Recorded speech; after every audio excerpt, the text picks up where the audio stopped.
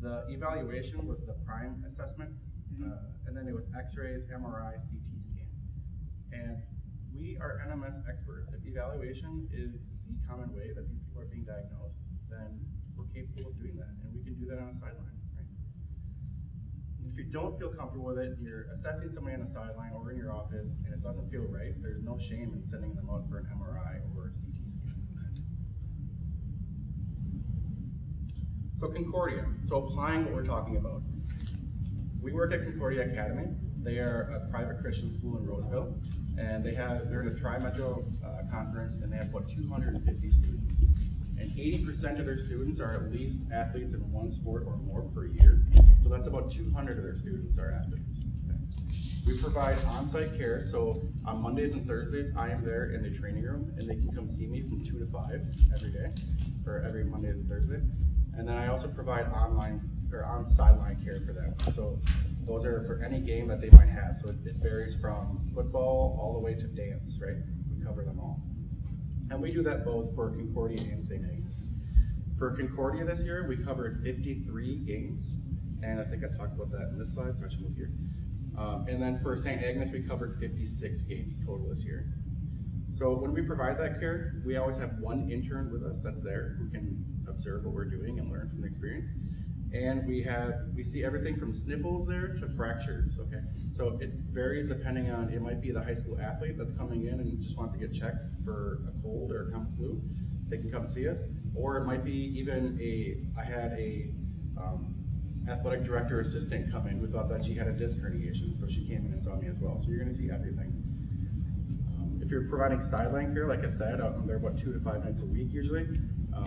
And we saw 53 and 56 games, and that is partly due to myself and Dr. Moose, but also the student EMTs and athletic trainers. We could not do all those games without them, and we are very, very lucky to have them. And luckily they get work study for doing that for the school.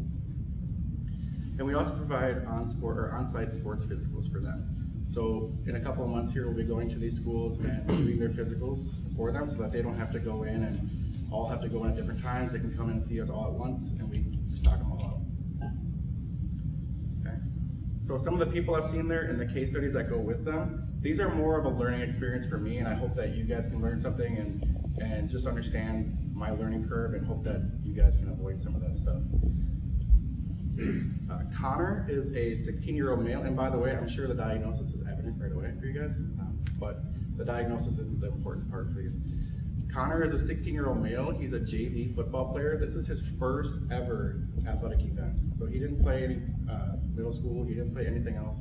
He's a very slender, tiny kid. He's very shy. When he talks to you, he looks at your feet, right? Doesn't want to ever make eye contact.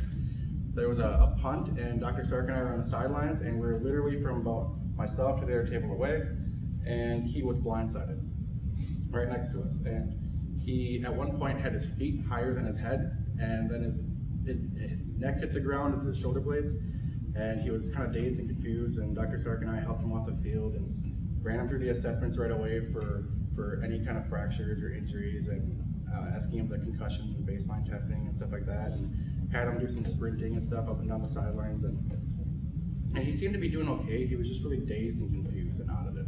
So we kept him out. I think more he was scared and shocked at what happened than anything. But we kept him out of the game, and after the game, we had a talk with his dad, which should be done with high school athletes, tell their parents what happened and what you plan on doing or what they should do. And we told him that, hey, we're keeping him out. We think he may have concussion-like symptoms. If he has these symptoms, here's what you do, here's who you call, type of thing. And a couple days later, he comes in and sees me in the training room. And like I said, he's a smart kid, but I think Dr. Google is on his side, because he comes in and he starts saying, I still have vertigo, I still have nystagmus, I still have ringing in the ears, and he's saying all these larger terms I wouldn't expect a high school athlete to know. And I forget to mention that this is my first day on the job, okay? This happens the first day, and Dr. Stark right away goes, okay, here's your patient, assess him, you know? So, not only are you in front of your boss, but it's your first day, so. So he comes in a couple days later, so I've been at this school for about 3 or 4 days now, and my first thought is, okay, he's still injured, maybe I should just keep him out, play it safe. And so I did that, and I gave him an impact test, which is an online concussion assessment for those who don't know. And he passes everything but headaches, and he keeps on doing this. So I give him 2 or 3 impact tests over the month, and he keeps on getting headaches still. And so I talked to Dr. Stark, and I'm like, gosh, he keeps on feeling the headaches. What do I do? And he goes, ask him if he's ever had them before. Ask him if he's ever had any symptoms like this. And so I did. And then finally he goes, yeah, I used to get them before. And I'm like, aha, caught you, type of thing. And anyway, later on he comes in and tells me, because I closed the door behind him when he walked in, and I politely asked him, like, is it that you're scared to return, or is it that you are generally having these symptoms? And he just didn't want to play. And so my lesson was that we need to be the sounding board for our athletes. And if an athlete is concerned or scared about competition, we need to relay that to their coaches and the athletic director should know as well. So Connor. Opposite of that is Michael. Michael is an 18-year-old football player as well. He is one of their star football players. And I was on the sideline, I think maybe Ben or one of the other EMTs was on the sideline for this game. But he took a helmet to helmet, and the coaches started realizing that he wasn't acting like himself. So he was mixing up left and rights, he was dizzy, he was not remembering plays, and he had light sensitivity right away. Okay, so the coaches and the EMT pull him from the game, he's assessed, and he's kept out for concussion-like symptoms. Right away, we have been getting a lot of concussions. Kellen was my intern at that time. We were getting a lot of concussions coming in,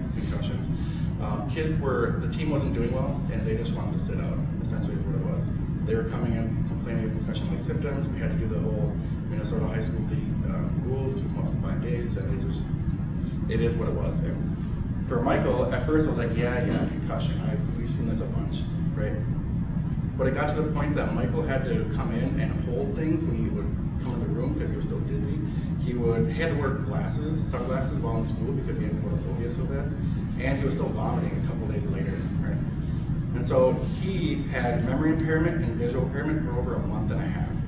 Okay, so that's a pretty long time for concussion-like symptoms, especially your first, and we believe this was his first. Okay?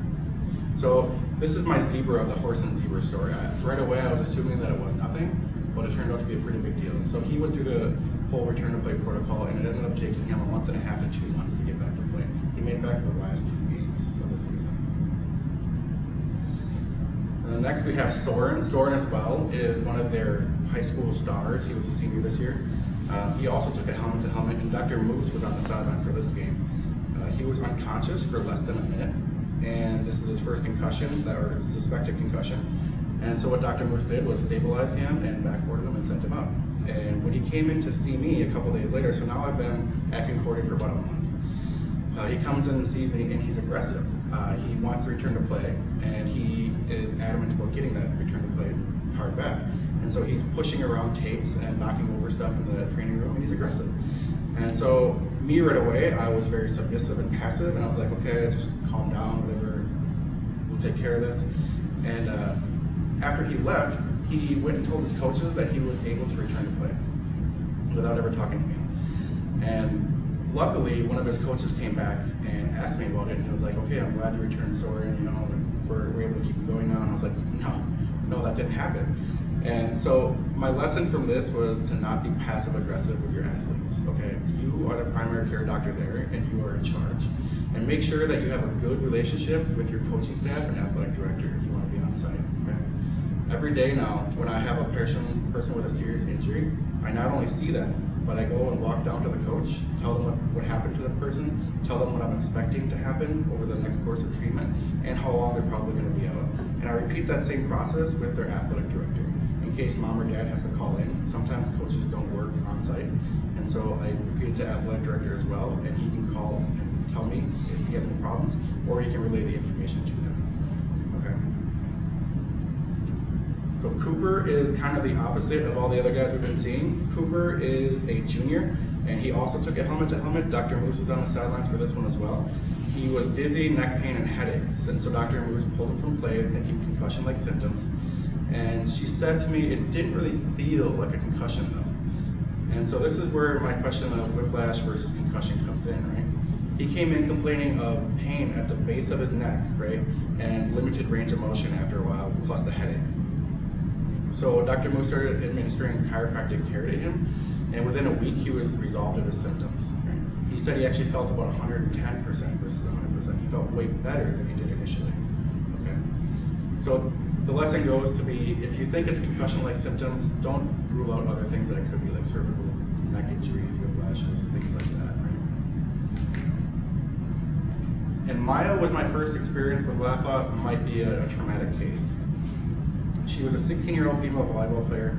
She had ongoing knee pain for over a year. Okay, she had over a year she was having knee pain. And she said the knee pain was most specific during volleyball when landing during jumping. And so right away I thought probably the common things, right? Osgood-Schlatter's, Cindy Larson-Johansson syndrome, runner's knee, jumper's knee, stuff like that. And I wanted to rule out to make sure it wasn't any of those, plus even bone tumors, right? She's at a prime age for Ewing sarcoma. And so I sent her to Dr. Moose in BNCC, because at this time I was here about 3 months and I wasn't credentialed with all the insurance companies, so I sent her to Dr. Moose. And she x-rayed her and observed her, or examined her, and she found out the x-rays were normal bilaterally, and what Dr. Moose and I kind of agreed on is maybe it was patellar tracking issues. And so I started giving her exercises to help correct the tracking issues with TheraBands and other smaller, easy, low-tech rehab stuff. And within 3 to 4 visits, she was fine, and she hasn't had any pain since. I actually emailed the mom a couple of days later, or a couple of months later, and said, hey, is she still having issues? Is something we can look at for her? And the mom actually thanked me. She said that she's never had a doctor actually follow up with her. So, I mean, it's as simple as an email, right? And the mom was praising her, right? And like I said, she's fine now. And my last case study that came in, actually this was this last Monday. Julie is a 50-year-old female. She's a music teacher there. She teaches especially piano lessons in the afternoon to the kids. And she comes in holding her hand, and she's a very quiet, calm person. She goes, are you guys the athletic training center? And I'm like, yeah, I'm Dr. Tronson. How can I help you? And she goes, well, I seem to have fallen. I go, okay, interesting. And I go, is there, what's wrong with you? And she goes, well, my hand's a little sore. And she takes her hand off her finger, and her base of her fifth metacarpal makes an inverted V. It's huge, huge inverted V. And I was like, try not to freak out, because it's a fracture right in your face. And so I grabbed both ends of the metacarpal, and I kind of started twisting them to see if they're still joined, or if maybe it was just a bruise, maybe it was something else. And I twist one end, and it doesn't move my other hand. And I twist the other end, doesn't move. And so I'm going calmly, I'm like, I think this might be a fracture. I think you should probably go in and get an x-ray. I'm gonna splint you and ice it, and we'll see you out. And so we did that. We splinted her, we iced her, and luckily her husband was there reading a book in the library while she was getting lessons, and he took her to urgent care. I did contact the AD right after it happened, and I contacted him again today, and he did confirm that she did have yesterday, and he did confirm that she did have a fracture. So she's still teaching piano lessons, so that's important to know, I guess. So it's just to show you that anything can happen. Like, we were having a really slow day. We had one person come in at 2, and this happened at about 4:30, right before we were ready to wrap up, right?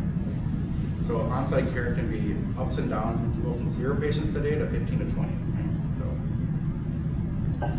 So for you guys, how do you get involved with doing the sports care? Well, it depends on what you want to do. If you want to be a community-based treater to athletes, maybe you have a hobby or an interest. Maybe you're a cyclist, right? So you can treat cyclists in your office, but how do you do that, right? You can hold community classes about proper form and function for cycling, or rehab for common cycling injuries, or you can sponsor community events like a local bike race or whatever it might be, whatever you're interested in, right? The chiropractor that I have back home, we have a town of 1,200 people, plus the surrounding area. She sponsors a 5K in town because she's a triathlete. She does marathons and triathlons. And she said that she gets over 20 patients per year from just sponsoring her 5K, which is probably different from here for the cities, right? It's probably a lot harder to get patients here. But for back home in small towns, it works really well for patients for her. If you want to do team-specific stuff, the person to contact normally is the athletic director, unless you're doing traveling teams. If you're doing traveling teams, you're either going to have a coach or they're going to have a manager of their team, and those are probably the 2 people to contact. Luckily for some people, they have athletes who are part of like a traveling team in their office, ask them who to contact, ask them if they have primary care physicians or if they need sports medicine care, right? And if you want to provide on-site care, like I said, contact the athletic director. And you can provide, so if you're not treating them on-site, but you want to still get involved with the high schools, you can provide on-site classes for them, for coaches and athletes. Maybe it's common neck injuries in football, and you can teach them how to rehab that, or how to protect their spine, or do neck stabilization exercises with them. And you can hold seasonal meetings if you're on-site as well. So what we do, every season that changes, they have a seasonal meeting for, right now it'll be softball, baseball, track. We'll have their seasonal meeting. Dr. Moose and myself will go in there, we'll introduce ourselves as on-site doctors to all the parents that come in, and we hand out intake forms right away. And we tell them, please sign the HIPAA consent, the Chiro consent, and the to treating a minor consent form. And then we have that on file right away so that when these athletes come in, they can be treated by us. And some parents don't want chiropractic care for their kids, and so what we just do is have them write no chiropractic on the form, right? So we can still treat them as like an athletic trainer would. So if you're going to be doing on-site, some of the equipment that I recommend that you might have is a chiropractic table first and foremost. When we first started there, we had a athletic trainer table which came up to about halfway through my belly, and it's very hard to do side posture adjusting on that. So get a chiropractic table. The one we have there is a stationary table. It's about $700 to $800 for the table. It's great though. You want a lockbox or an EHR to hold your documentation. We have a lockbox there that has the scrolling wheels on there that you put it in, and open the lockbox, all our files are right inside them. Athletic kinesio tape is probably a good thing to have there, as well as if you want to do instrument-assisted soft tissue mobilization, to have instruments there. For us, the school was kind of weary about us bringing all that chiropractic voodoo into the school right away, so we started using our hands, and I do most of my soft tissue with my hands, and usually an analgesic or some kind of like skin lotion. Foam rollers, we just recently brought over a foam roller to them, and it has been probably the biggest hit for them.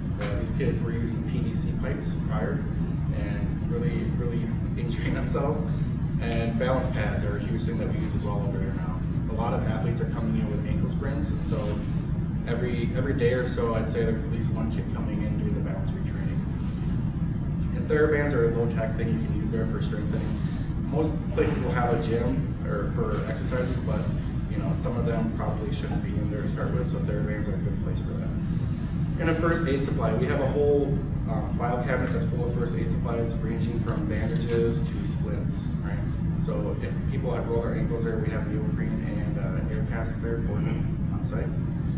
But if you're going to be a mobile chiro and you're going to be doing on-site or sideline care, something you might want is a portable table and documentation for it. So I'll get a little more into the documentation part, but I did contact Nick, the malpractice insurance company, and he said that documentation forms is the #1 thing that he cares that you guys have if you're doing sideline care, because a lot of doctors can't be defended if they don't have proof that what they did there, right? So, and I'll touch more on that in a little bit.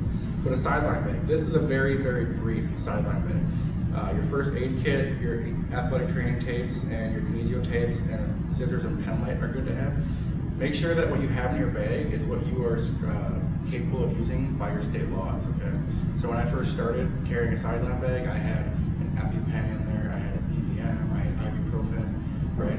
And I got to the sideline, and one of the kids actually looked at me and goes, "Hey, you have ibuprofen, can I have one?" No, you can't have one, right? So it's not my scope of practice to give that kid ibuprofen. So then the very next day, that came out of my bag. And so make sure that what you have in there, you feel comfortable using as well. If you don't feel comfortable using it and you have it, and it could have been a life-saving thing, you can also get malpractice for not using that, okay? So make sure what you have, you feel comfortable using. Services that you could offer at a school. You could offer first and foremost, obviously, chiropractic care, right? That's awesome for your patients. But CPR training. So you could go to the school and say something like, "Hey, you guys need CPR training for all your staff. If you pay for me to become an instructor, I will do your CPR training every year for free." Right? And then you can take that instructor card and go teach other places and make some revenue off of it. You could offer strength and conditioning training for them as a strength coach. The school that we work at, it has a strength coach, but he's an EMT. I don't know if he actually has any kind of CSCS or anything like that. So the schools that we're looking at and working with, we're actually looking at offering strength and conditioning coaching to them. either through myself or maybe even the interns here who are CSCSs, right? You could hold injury prevention clinics for them, whether it's an athlete and they need, let's say they have low back instability, or even better, they have knee instability. You could do athletic screenings for them and have them do the box drop test and check them for knee instabilities and make sure that you're screening them for possible ACL tears. Right? You could do staff and teach them how to sit properly or stand properly. Maybe some of them, I'm guessing, have lower cross syndrome. You could work on that with them. You could do post-rehab injury if it, sadly did happen. You could rehab those injuries for them on site. The athletic strapping and triage, you could do that on site. Nutritional counseling. So one of the people that we have on site is he's the physical education coach or teacher and the high school football coach. And he actually came in and asked me about supplementation. It never even dawned on me that we could offer that to them, right? And then sports physicals. Like I said, we'll be going to Concordia and St. Agnes in a couple of months and offering sports physicals to them. And you guys, by license, have the right to do that in Minnesota as well. So, that wasn't supposed to happen. So, when I talked to Nick, this is what they said. They said, always inform your malpractice insurer of what you're doing there. They don't have a travel to treat in the state that you're in, but they want to know what you're doing. So if you have a clinic and then you're also working with a high school, they want to know what you're doing there, but they don't necessarily have a form that you're going to fill out. Unless you're traveling abroad from state to state. If you're traveling from Minnesota and going to, say, Florida, you have to get either a permanent or temporary license in Florida, okay? So call their state board and make sure you're licensed in that state before you leave. I actually heard one case of some doctors that were going down to, I think it was either Mexico or Texas, that they got there and they couldn't treat because they weren't licensed in the state. So they had to sit sidelined, right? They had to actually call other chiros from that area and get them to come in and treat. Know the chain of command when you're on site for these things. So for me, I always have an emergency procedure plan that we give to Concordia Academy as well. And it says that if something happens, if it's a major life-threatening issue, this is what happens. I see them, I call 911, use the AED if necessary, and then I let the staff there know. And the first person I let know is the athletic director. Right? And so that's still the case as well with even the music teacher with the fracture. First thing that happened is I triaged it and then I told the athletic director. So always have a chain of command. And like I said, in emergency situations, know what you're going to be doing. Who's going to get what? Who's going to get the AED? Who's calling 911? And who is helping the patient? And then spell out your expectations if you're going to be doing this in writing. So have anything and everything you want to do there in writing. So you're going to treat the athletes, you're going to offer these cares certain days a week for these many hours for this price, if anything, right? So make sure that everything you plan on doing is in writing, and you can revise this every 6 months to a year. Like I said, identify your travel to treat issues. We talked about that, where you make sure you're licensed at least temporarily in that state that you're going to be traveling to. And Dan, the guy I talked to at NICMEC, said to make sure your records are in order. So if you're going to be applying a Band-Aid to this kid's finger, still write it down. If you're taping an ankle, still write it down. If you are backboarding and sending a kid to the ER, still write it down. Anything you do, no matter how severe, write it down. And then the patient's interest comes first. So this kind of goes towards a Soren talk of, I knew that Soren should have sat out for at least 4 or 5 more days, but his coaches and him wanted him back that same day. Well, it's my license and I'm the one there treating him, so it's in his best interest, in my personal opinion, that he sits out for a couple more days. So make sure you follow what you feel. And then address any other considerations. So if you're going to be holding a promotional event there, let's say you're offering, it's a school event and you're offering, I don't know, you're offering like low back or pelvic stabilizing exercise courses or something like that for the elderly population in your area, make sure your promotion is very clear. I'm sure the people that own practice already know this, but for the people that don't, you don't want to put anything in there that can get you in trouble for false advertising. So make sure what you're advertising on your promotions is very clear and describes what you're doing. And if you're going to offer any kind of discount, make sure that you okay that first with probably your legal team. And then expected number of participants, make sure that you have enough staff there to help with your event. So if you need extra support, interns at the school are a great way to have them get experience and to help you run your courses and your activities at the other school with them, right? So the benefits for this are threefold. The school gets the on-site medical expertise from you. That's awesome. And they get immediate medical attention. So if Julie, my music teacher, probably would have went in to try to get her finger looked at by a medical doctor, she may have had to sit there for a half hour or more before she gets seen. But for me, she was able to walk right in, get seen, and I was able to send her to where I thought she should go, which was the urgent care, right? And you could possibly lower the cost for the school and the parents. So these parents might be sending their kids to the hospital because they have sniffles and flus and stuff like that. You are perfectly capable of looking at that and telling the parent what they need or what they should do for it. The same thing with the school teachers and parents. They can come in as well if you're okay with that and get seen by you there. Athletes, hopefully with chiropractic care, we're improving mobility and range of motion for them. So they're going to have a decreased number of injuries overall, and hopefully they have quicker recovery times by our post-rehab exercises that we're doing with them. And then the community. The community, hopefully you being in there increases the awareness of both sports chiropractic and the care for that school. And it's going to increase involvement. So some of the things you could do is have like a school bake-off or something like that, and then have chiropractic care there or something. And this is possibly going to increase the quality of life for these people as well, because they're hopefully going to be coming in, knowing you're there, and coming and seeing you in your own clinic. So other than that, that's it. And thank you guys very much for coming. And these are my resources in case I know some of you guys are writing them down. These are the studies that I did. The top one is the surveillance study that I used.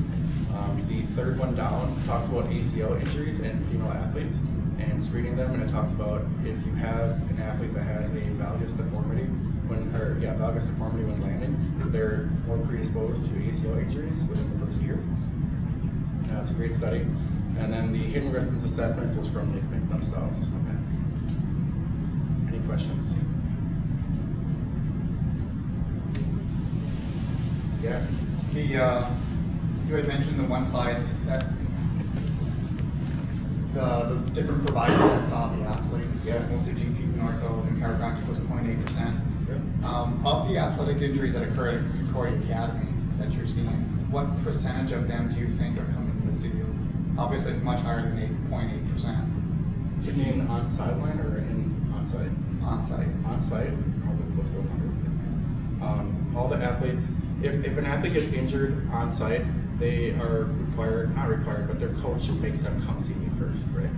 So it doesn't matter if they trip and stub their toe or they have a big bruise and they don't know why. They come see us first. If we need to, the only one that I've ever referred out to go get other care, two, was Maya to come here and see Dr. Lewis, or the music teacher who broke a finger. Those are the only two that I've sent out to the office. So at the top of those tables, it said athletic trainer was well into the 90s, so that's probably where you're sitting as well. Right. These youngsters are having an influence of the sports chiropractor. Yeah, which is rare right now for schools. But, yeah. Could you talked a little bit about your relationship with certified athletic trainers. Could you talk about how Western goes about getting certified athletic trainers to help you cover sideline? Yeah, so our students, Sarah is one of them. She is an athletic trainer, but she's also a chiro student. So they get work study for doing, well, they should sign up for work study and they get work study hours then for doing that. And Brandon next to her is an EMT, and so he can come in as well. He's a chiro student, he's D10. And they can get work study hours for coming in and doing sideline care for us. So they will cover the games for us. We supply the sideline bags for them, and then they just come to Dr. Stark and hand in their hours for the month. So there's a certified at every game with you? No. So if myself or Dr. Moose isn't there, it's one of those two. The EMTs or ATCs, which is totally fine. They can't diagnose on sideline, but they get the opportunity to tell them, hey, you have what I think might be this issue, you should come see Dr. Tronson or Dr. Moose on site on Mondays or Thursdays. Why can't an athletic trainer diagnose if they're certified? Well, I guess you're right. Sarah could, depending, right? You guys have full diagnosis? Yeah, okay. Sorry. And then can you just talk a little bit about so if you're covering the sideline by yourself, about what education you've had at Northwestern that helps prepare you to, I guess, sideline coverage versus community That's a really good clinician?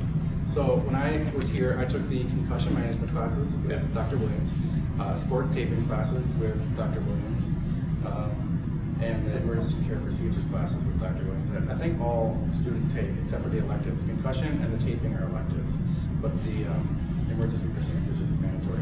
And so my first couple of games were scary at the least, right? So Dr. Stark, literally, we got to the office, my first day here, got to the office, and he goes, here's your office, let's get in my car and go.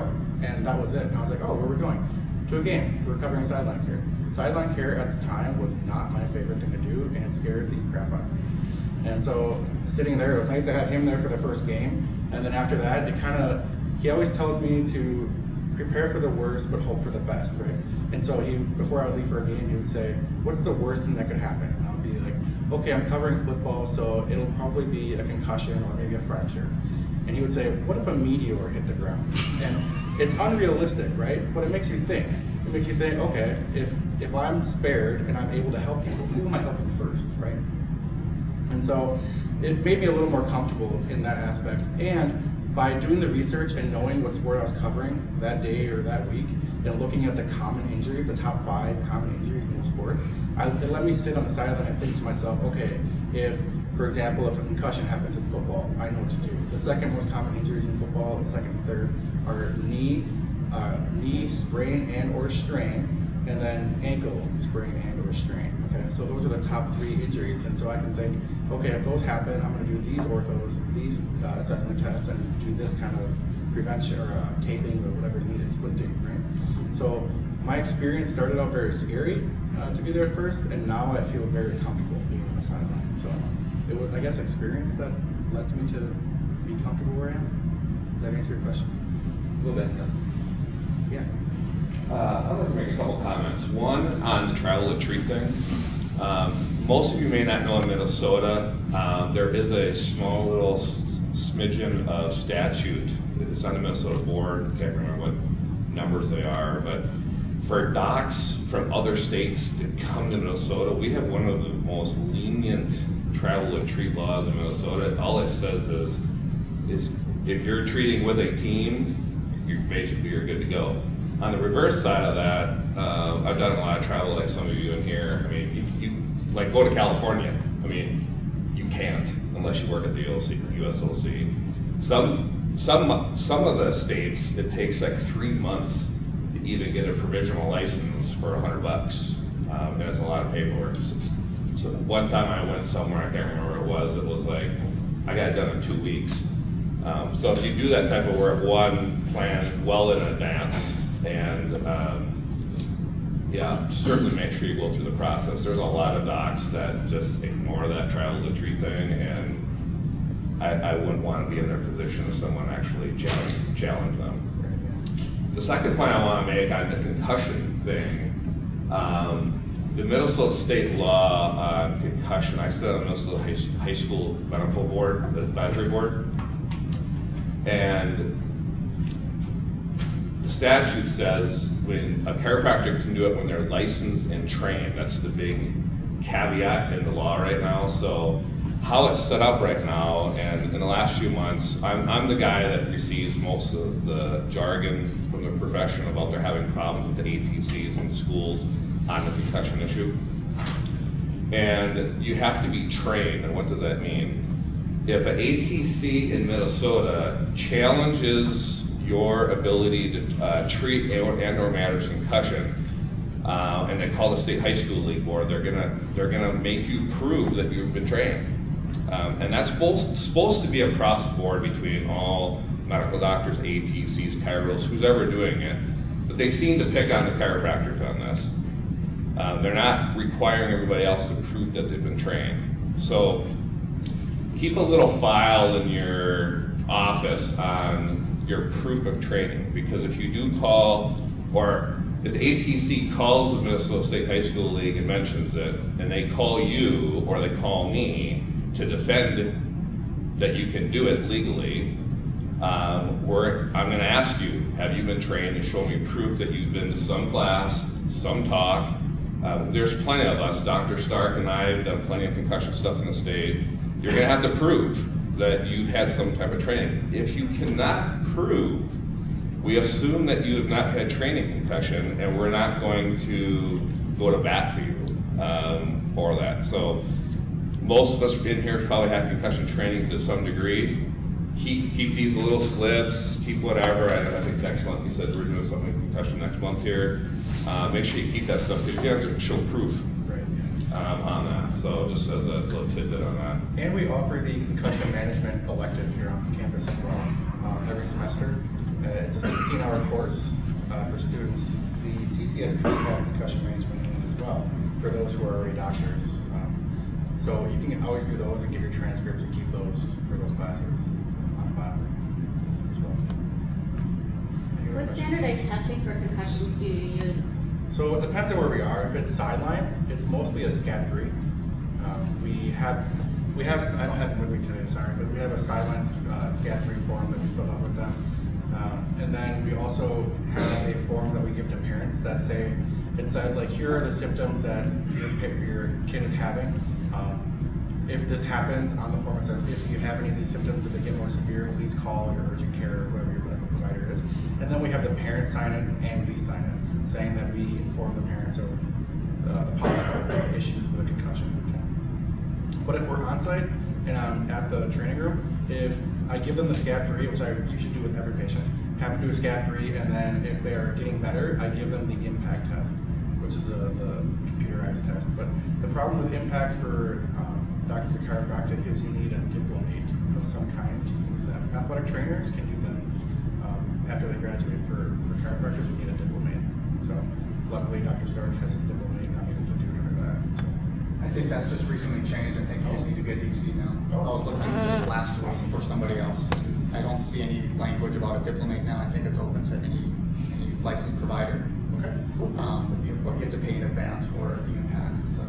Right, yeah, I talked to Dr. Williams and he said the impact tests are about $2 to give to each athlete. So at the school, we usually charge like $5 for an impact test, and so it's a wash. And the sports physicals we do with Concordia and St. Agnes and the New Life and others, in our sports physicals we do baseline concussions. We do the SCAT 3 and some other, we do a real elaborate modified SCAT 3. Once it's much more extended than SCAT 3, and it includes the impact. We have some, I think, really good baseline data for our athletes. Yeah. How do you go about developing a well-rounded sports medicine team? It sounds like you as a chiropractor are kind of doing everything, or sending kids to chiropractors who are doing similar things. How are you bringing in pediatricians, primary care sports medicine physicians, orthopedic surgeons who are sports medicine trained, physical therapists who have an interest in this population? How are you growing that for your student athletes? Yeah, that's a really good question. So right now, we've only been there since August of 2015, so we've only been there for about 6 months or so.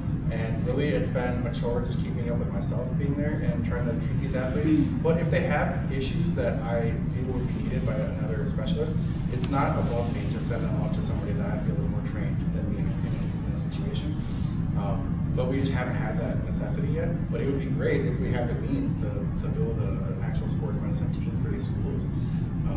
The problem is financially, right? These schools are small. It's a 250 kids school, and they, can barely afford an athletic trainer to be there. So to add more to that team right now would be kind of difficult. But you're exactly right. It would be awesome to have a full-rounded team where I could send them to a pediatric sports medicine or even an ortho that we knew worked well with chiros. So those relationships are generally free in my experience. I connect with somebody like Travis in the community who has a vested interest in the same population that I do, and I just call him and say, hey, I've got a kid that I think could benefit to see you, and that doesn't actually require any money to create that relationship. Right. It does for the patient to have a continuation of care, but that's expected in why we have insurance. Right, yeah. Yeah, I mean, like I said, the need hasn't arose for me to send them out anywhere, but like I said, if it did arise, I would definitely be sending them to places that they need to be seen other than me. I don't expect to be able to do it all, but luckily right now it's been the case that for the most part I've been able to handle it all, except for, like I said, the fracture and possible knee issues. But We have had conversations with local primary care sports medicine providers in and around the Concordia Academy area I think it was before Dr. Transmina came on. So when we were starting to provide care out there, we have contacted, I think it was Alina. We have a primary care sports medicine provider out there that we've just called to say this is the service we're offering at Concordia Academy, and say, hey, just if we have the need to refer for a primary care provider, whether it be an injection, medicine prescription, something outside of our scope of practice, would you be willing to take them on short notice? So we've had those conversations with local docs. In addition to that, Dr. Moose, I work with the high schools as well. In addition, they're small private schools, and so they draw from all over. So it's not like we're in Bloomington, we can reach out to Tria, and everyone's close to Tria. We have athletes. Maya came from Hudson. There's some that are from Anoka, some that are from the Bloomington area. So they're all over. So it should try to kind of hit the middle. What we've been doing is mostly if they have something, we'll look for providers in their area. So like we've referred to other sports chiros that are closer to home for them. Or, you know, if they have an established pediatrician, we'll suggest they go see who they're already seeing. Any other questions? I got one more question. Have you guys thought about presenting this for like the Minnesota State High School League? Like they always have a meeting every year before the season starts for the athletic training and then sports medicine community, and then how well it would be received within the sports medicine community. So there you go. No, we haven't. Was that, Dr. McCaffrey, would you recommend that? Well, I did. I mean, I told Williams that years ago because being in those meetings, these questions always come up about, you know, what's your take on chiropractors working sideline coverage? You know, I never feel in a position to answer it, so it'd be nice to have, you know, if this is something you guys are building, to present that table and to show what you're doing and how you're trying to build these relationships and not stepping on toes and working together as a team. I just think you guys have enough information to present it, and I think, you know, one of the goals you said was education, right? So it'd be a great way to reach a lot of the sports medicine community, and I'm sure you could do like an hour talk about how this goes, and I just think it would be worth looking into. Well, I'll take that as a nice endorsement. I Yeah. appreciate that. That's good to hear. Kind of compound that a little bit. So what the issue in Minnesota is in the Twin Cities area, you have most of the high schools, at least the public high schools, that go with either TCO and instead of athletic medicine to do that. Outstate though, there are a ton of DCs outstate that are basically doing what you're doing in public schools as well, because again, they don't have the resources as well. So there's a ton of that out in the outstate. You know, that is a good idea, Travis, in terms of how that'll work with this Minnesota State High School League. I've been on their board their medical board for 6 years now. It's a very difficult political landscape to break through. I mean, I'll help in whatever way to foster that relationship to some degree. But you know, when it comes to concussion and PPE, let's just put it this way: I fear the day that I can't make the meeting because things will happen behind my back. So I've never missed a meeting in 6 years because I've had to fight for the profession on the right for concussion and PPE. It's kind of sad, but it's improving. But you know, for the outstate DCs, I don't know. Are we all Metro here, right? If you know outstate DCs, this would be a great talk to have. Or like when we're taping, is for the outstate DCs to hear this presentation, get concussion trained so they can take this out. It's much easier outstate. I mean, I have doctors call me all the time. I want to work with a local team. They said, we're good to go, what do I do? Well, that's a loaded question. But it's pretty easy for them to get into those things. In the cities, you just have to keep building your relationships with other medical providers to even get an inkling of a chance to work with the team. It can be done. A lot of people have done it. You just have to develop your relationships.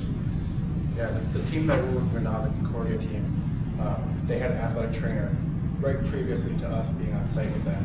And when I talked to the students there, they say that the athletic trainer would just not even help them. That one of the girls was in basketball, she broke her fifth of her toe, and the athletic trainer looked at it and said, "You're fine," and sent her back out there to play. And so they all disliked their athletic trainer, and luckily we were able to step into that position, right? Otherwise, we probably wouldn't be where we are now. I'm going to call a close to this. I appreciate it. We have some students waiting to get in at 8 o'clock. If you haven't signed in, please sign in. Appreciate you being here. Keep next month's third Thursday on your schedule. Thank you.